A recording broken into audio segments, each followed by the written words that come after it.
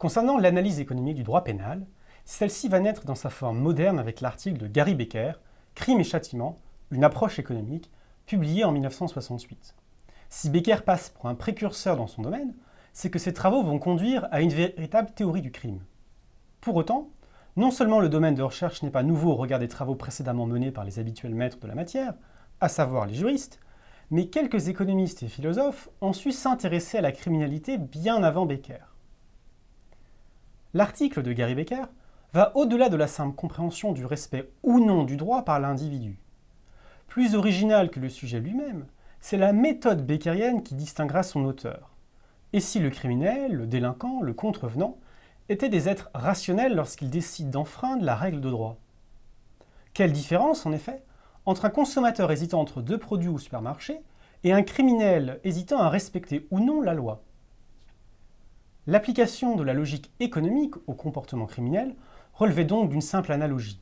Somme toute, les criminels sur les marchés noirs ne se comportaient-ils pas comme les entrepreneurs au quotidien?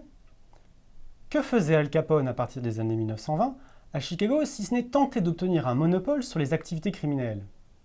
Et l'enjeu est considérable, en ce sens que pour Becker, montrer dans quelle mesure les délinquants peuvent se comporter selon une logique économique, c'est aussi montrer qu'ils sont susceptibles de réagir au changement de la politique de lutte contre la criminalité ou aux arbitrages entre les différents domaines d'intervention publique. Autrement dit, si l'objet de l'étude en tant que tel, à savoir le criminel, n'est pas spécialement nouveau, c'est la méthode et les postulats de Gary Becker qui seront la clé de leur fécondité scientifique. Pour ce dernier, la criminalité apparaît essentiellement comme un problème de choix, dicté par les gains et les coûts de l'activité criminelle. Le cœur du raisonnement se situe sans doute dans le célèbre exemple tiré de son discours lors de la réception de son prix Nobel en 1993. Becker raconte ainsi qu'arrivant en retard à l'université de Columbia pour une soutenance de thèse et ne trouvant pas de place de parking, il a dû décider rapidement entre laisser sa voiture dans un parking payant ou risquer une contravention pour l'avoir garée illégalement dans la rue.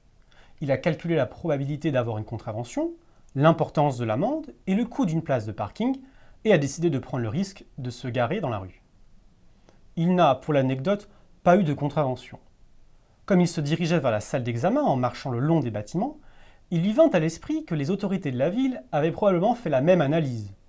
Sans doute que la fréquence des inspections des véhicules en stationnement et l'importance de l'amende imposée aux contrevenants devaient dépendre des calculs effectués par les potentiels contrevenants. Dès lors, grâce aux outils de l'analyse économique, trois questions majeures sur le plan de la criminalité trouvèrent enfin un début de réponse. Nous les examinerons successivement. Comment tout d'abord assurer l'efficacité de la règle de droit pénal? Ensuite, Becker lui-même imagina qu'on puisse débattre de la question suivante. L'analyse économique de la criminalité peut-elle contribuer à la disparition du crime? Enfin, l'hypothèse n'apparaissant ni possible ni souhaitable, si bien que l'économiste ne put se donner comme programme de recherche que l'explication d'un niveau optimal de criminalité. Enfin, les économistes ont, suite aux travaux de Becker, pu identifier les causes économiques de la criminalité.